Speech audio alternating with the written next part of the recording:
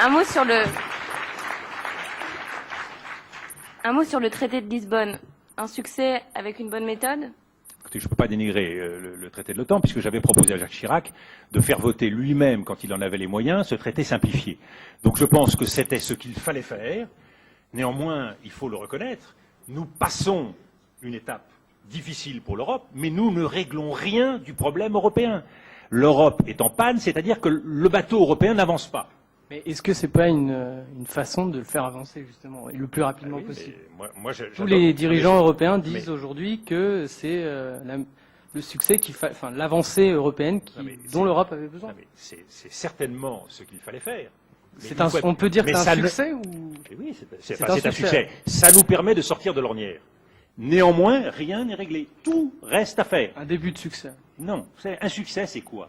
Un succès, c'est quand vous marquez des points pour tous ceux qui vous regardent, c'est-à-dire les citoyens de l'Europe, et pour tous ceux qui, dans le monde, attendent quelque chose de l'Europe. Un succès, pour moi, c'est quoi? C'est l'Europe contribuant à faire en sorte que l'État palestinien existe. C'est l'Europe contribuant à faire en sorte que le Darfour soit réglé. C'est l'Europe contribuant à faire en sorte que le Liban retrouve son indépendance. Ça, c'est un succès. Que l'Europe règle ses problèmes et arrive enfin à dégager les règles minimales, le petit dénominateur commun institutionnel, j'allais dire, c'est le moins qu'on puisse attendre. Mais une fois qu'on a fait ça, on n'a encore rien fait. Et de ce point de vue-là, je suis pour cette insatisfaction créatrice qui est au cœur de l'Europe. Ne soyons pas trop vite satisfaits. On a l'impression qu'on est comme soulagé de voir ce traité simplifié, qui encore une fois n'est pas ratifié par les uns et par les autres, donc attendons pour voir. Mais une fois qu'on a voté ce traité, rien n'est réglé. C'est-à-dire qu'on ne s'est pas doté d'une volonté européenne. Et pour se doter d'une volonté européenne, il faut affirmer l'identité européenne. Or, on voit bien que pour un certain nombre d'États européens, l'OTAN notamment passe avant l'Union européenne. On voit bien que sur un certain nombre de grands défis, quel est aujourd'hui le rôle de l'Europe par rapport à cette question centrale de la Chine? Quel est aujourd'hui le rôle de l'Europe par rapport à l'avenir de l'Afrique? Quel est aujourd'hui le rôle de l'Europe par rapport à la question alimentaire? Moi, voilà les sujets sur lesquels j'attends l'Europe. Alors que l'Europe se soucie de faire en sorte que ces canalisations passent par la gauche ou par la droite, j'allais dire très bien, je me félicite que les canalisations de l'Europe se remettent en marche. Je me félicite qu'on ait déverrouillé, décadenassé l'Europe. Mais ça ne nous donne pas une Europe qui réponde à notre idéal et à notre aspiration. Donc j'attends toujours l'Europe. Puisqu'on est sur les questions internationales, bon, on va changer un peu le programme. Donc on a bien évidemment aucune difficulté à vous imaginer sur la scène internationale. Pour preuve, vos récentes prises de position sur la politique étrangère de Sarkozy. Donc tout à l'heure, vous avez évoqué l'OTAN, la réintégration du commandement intégré de l'OTAN. Donc je vous cite, « La France a une position d'indépendance sur l'échiquier international et c'est pour cela qu'elle est respectée. » Nombreux aujourd'hui sont les spécialistes qui relèguent la France au rang de puissance moyenne. Ne pensez-vous pas que la position de Nicolas Sarkozy sur le retour de la France dans l'OTAN n'est pas plus réaliste? Et pensez-vous véritablement que la France est une puissance moyenne? D'abord, méfiez-vous en général en politique des réalistes. Ce sont souvent des défaitistes et ce sont souvent ceux qui acceptent des situations inacceptables, pas réalistes. De la même façon, je fais l'objection parce que elle m'a été faite tout à l'heure, méfiez-vous du concrètement. À force d'être concret en politique, on finit par ne rien faire que de petites choses. La politique, elle a sa part d'imagination, sa part d'idéal, sa part d'immatériel. On ne gouverne pas un peuple uniquement avec du concrètement. D'abord parce que le concrètement n'est que rarement au rendez-vous. Il y a toujours des délais entre le moment où on promet quelque chose et où on le réalise. Donc, je trouve qu'on atténue et on affaiblit la politique en lui enlevant sa part de mystère. Transparence en transparence, tout le monde voit ce que je fais, et en général on ne voit qu'une partie d'ailleurs. Je pense que là on entre justement dans le royaume de la mystification politique. Donc la politique c'est une alchimie. C'est une alchimie dans laquelle tous les ingrédients ne sont pas forcément visibles. Et tant mieux. Il y a une part de mystère, comme dans toute chose. Vous savez, si quand Rimbaud écrivait un poème, on pouvait comprendre comment les choses se font, il y aurait beaucoup de petits Rimbaud à travers la planète. Or c'est pas si simple.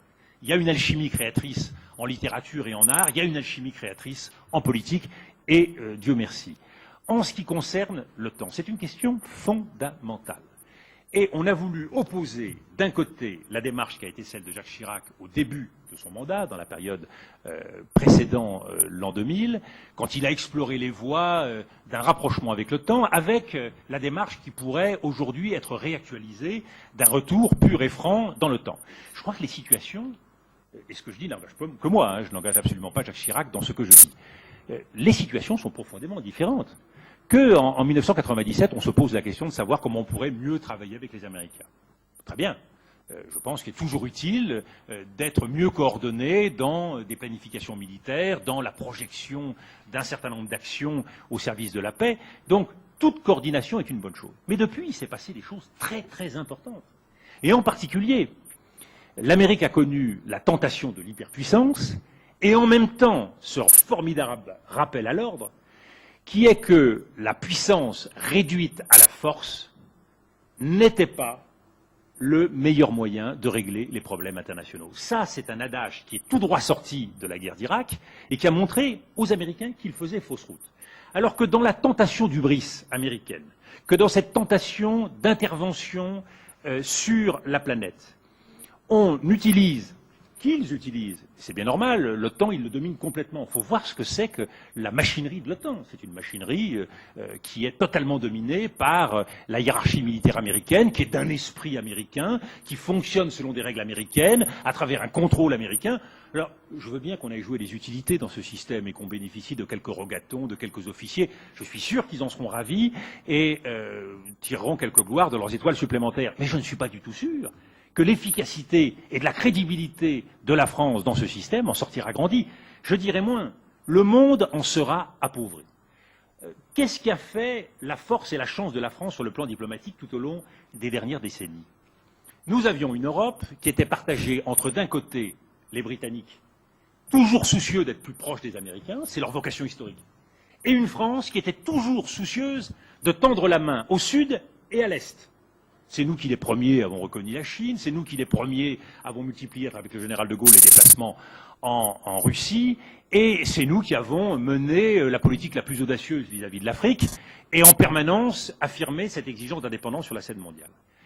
À partir du moment où les Américains sont tentés à nouveau par l'emploi de la force, et par une organisation du monde sur une base unilatérale, et non pas sur la base multipolaire et multilatérale que nous appelons de nos vœux, est-ce qu'il faut s'enrégimenter dans ce camp-là, profitant de cette tentation qui saisit ceux qui veulent mener la guerre au terrorisme? Comment on peut imaginer gagner une guerre contre le terrorisme, contre des ennemis non identifiés, qu'on légitime en voulant leur déclarer la guerre? Tout ceci est absurde. Donc c'est tomber dans le piège d'une faiblesse d'analyse idéologique américaine, et c'est se situer dans un camp strictement occidental, c'est-à-dire incapable de tendre la main aux autres. La France, sa vocation, c'est de tendre la main aux autres peuples du monde, c'est de se faire l'interprète de ceux qui sont les sans-voix, de se faire l'interprète de ceux qui n'ont pas la parole sur la scène internationale, comme nous l'avons fait pendant la crise irakienne. On m'a souvent dit, mais vous avez mené un combat qui, dans le fond, était stérile et qui a été perdu.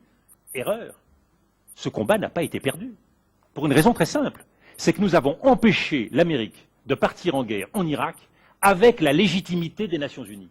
Les Nations Unies, contrairement à ce que souhaitaient les Américains et les Anglais, n'ont pas obtenu le vote d'une résolution légitimant leur entrée en guerre. Et ils savaient, et ça a été la grande surprise pour eux, qu'ils auraient eu un veto. Et non seulement nous avons dit que nous mettrions ce veto, mais nous avons mobilisé les nations qui n'osaient pas toutes seules dire leurs convictions en leur disant que nous garantissions par notre veto leur totale liberté et indépendance de vote.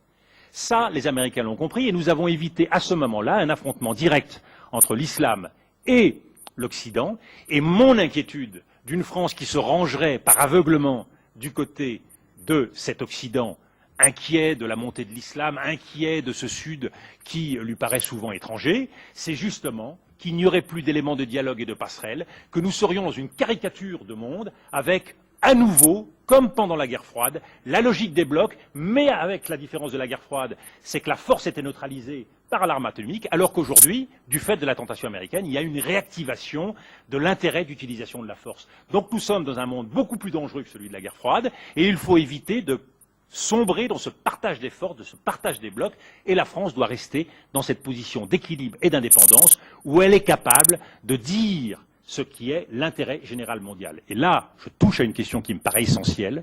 De la même façon, quand on parle d'une nation, on se pose la question de ce qu'est l'intérêt national. Eh bien, nous sommes dans un temps nouveau du monde, vous qui aurez des responsabilités économiques, politiques, sociales dans ce nouveau monde. Quel est aujourd'hui l'intérêt mondial? Quel est l'intérêt d'une communauté mondiale? Et comment peut-on vivre dans un monde qui traite les problèmes à l'échelon des États, alors que la grande majorité des problèmes du monde aujourd'hui dépassent le cadre des États? Ça veut dire quoi? Ça veut dire qu'une grande partie des problèmes du monde ne sont traités aujourd'hui par personne, parce qu'ils sont dans l'interstice des États. Et si l'on veut traiter ces problèmes, que ce soit les problèmes d'environnement, de justice mondiale, de pauvreté, posez-vous la question. Pourquoi, alors que nous aurions les moyens de régler les problèmes de la faim dans le monde ou les problèmes du sida, nous ne les réglons pas? Tout simplement parce que ces problèmes échappent à l'escarcelle de responsabilité d'un quelconque État souverain et que chacun se dit ce sont les autres qui le feront. Donc nous avons besoin d'une gouvernance mondiale, nous avons besoin d'une conscience mondiale, grâce à Dieu, elle émerge, et nous avons besoin d'une gouvernance mondiale, c'est-à-dire des États qui se dotent d'un multilatéralisme efficace et des moyens d'agir sur le monde, tout simplement parce que les citoyens du monde n'admettent plus que ces problèmes, depuis la fonte des glaciers jusqu'au problème de la pauvreté, ne soient plus traités. Vous me permettez de faire une suggestion au président d'université? Bien sûr. Puisque les universités vont être autonomes, paraît-il, et puisqu'elles vont être dotées de moyens de financement supplémentaires, je suggère qu'on climatise cette salle.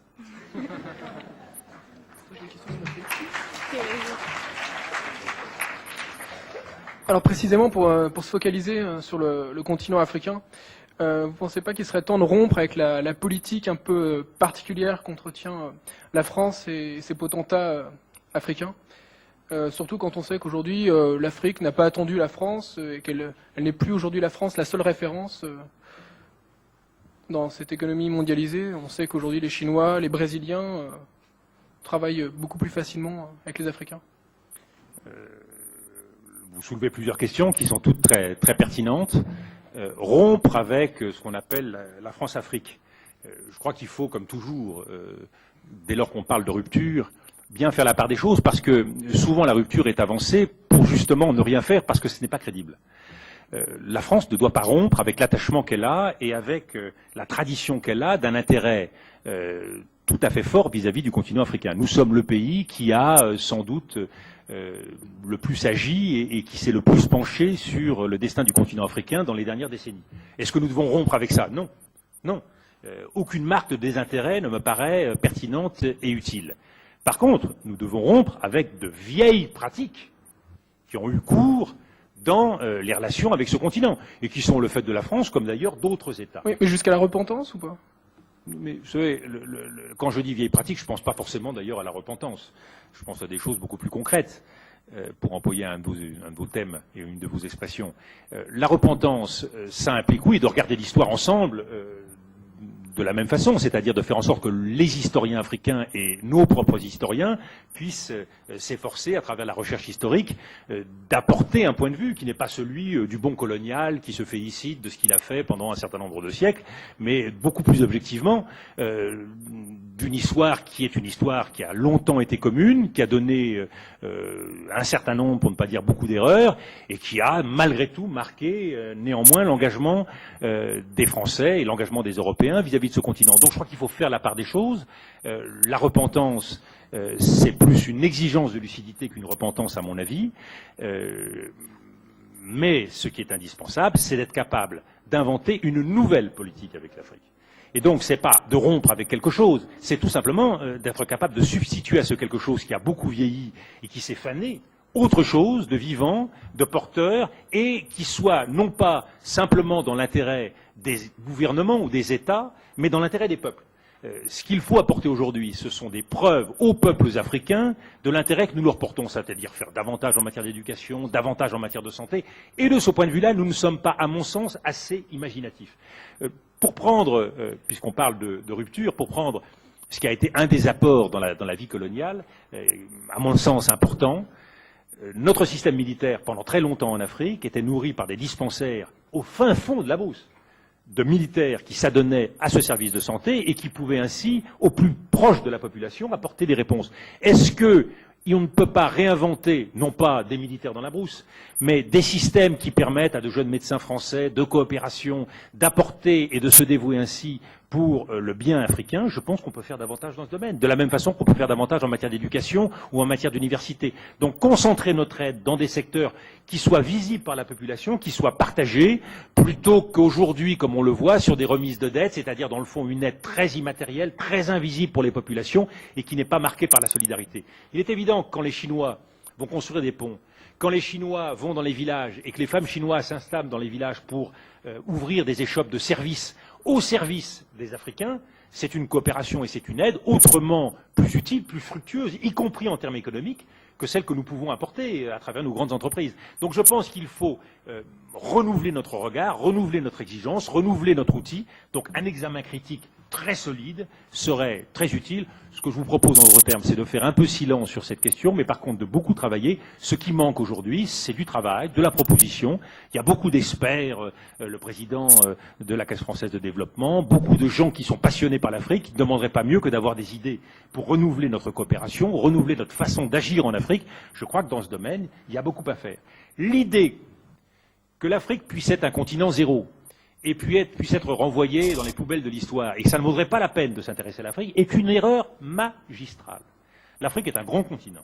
L'homme africain est porteur de vraies valeurs, et je pense que tous ceux qui aiment le monde gagnent à mieux connaître son continent, à travailler dans ce continent, à aller voir. Regardez à quel point l'Afrique est un réservoir de biens publics mondiaux. Regardez à quel point l'Afrique est un réservoir d'humanité, de sagesse ancestrale, dans les liens au sein de la population. Bien sûr, il y a les violences au Rwanda, mais il y a aussi tissé dans le profond de la population un savoir, une relation aux autres, dont nous avons beaucoup à apprendre. Donc tout cela, ça doit enrichir notre culture. Nous avons une proximité avec l'Afrique, mais c'est vrai que le continent africain dérive de plus en plus à travers la suspicion, à travers la question de l'immigration, à travers les incompréhensions, à travers un sentiment parfois d'humiliation, dérive, s'éloigne de nous, et que de plus en plus cette Afrique est en train de se tourner vers d'autres regards. Je pense que c'est une grande malchance et un grand malheur pour l'Europe. Alors, parmi les autres grands thèmes de la scène internationale, il y a bien évidemment l'actualité des Jeux Olympiques à Pékin. Donc, vous vous accordez avec le président de la République pour la menace d'un boycott de la cérémonie d'ouverture. Bien sûr, il ne s'agit pas d'un boycott de l'intégralité des Jeux Olympiques. Vous voulez faire pression sur les autorités chinoises sur la question du Tibet.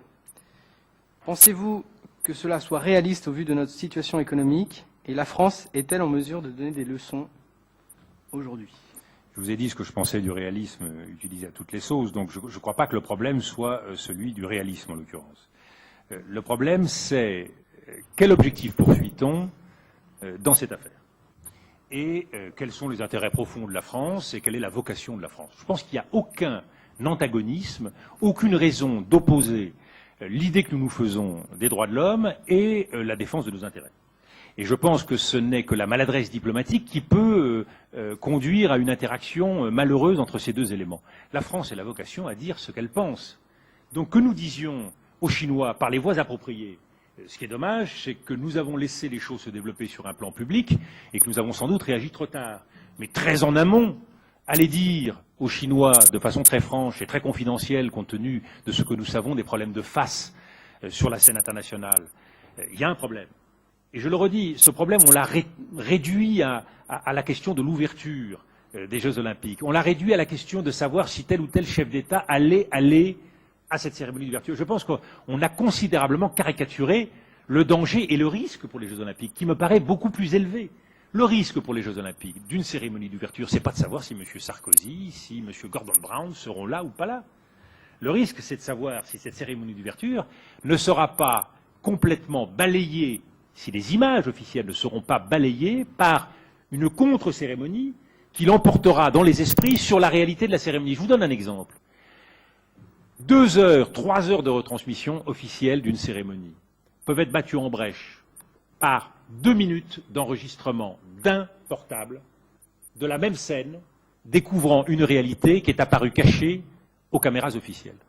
Si, dans les 10 minutes qui suivent la cérémonie d'ouverture des Jeux, vous avez une personne qui filme une scène, une banderole, comme celle qu'on a vue il n'y a pas très longtemps, sur les bancs du Paris Saint-Germain, une banderole disant quelque chose qui est gênant, qui n'a pas été repris, on ne verra en boucle sur toutes les télés du monde et sur tous les internets du monde que ces 2 minutes du téléphone portable qu'il aura enregistré. Donc l'intérêt des Chinois, c'est pas que M. X ou que M. Y viennent, quelle que soit leur qualité, c'est que cette cérémonie fasse consensus dans l'esprit des citoyens du monde pour se dire place au jeu, place à la fête. Pour qu'il y ait place à la fête, eh bien, il faut que l'esprit soit à la fête. Et pour que l'esprit soit à la fête, il faut que les problèmes aient été réglés ou qu'ils soient en voie de règlement. Donc les Chinois ne peuvent pas faire l'économie d'un geste profond, durable, vis-à-vis du Tibet.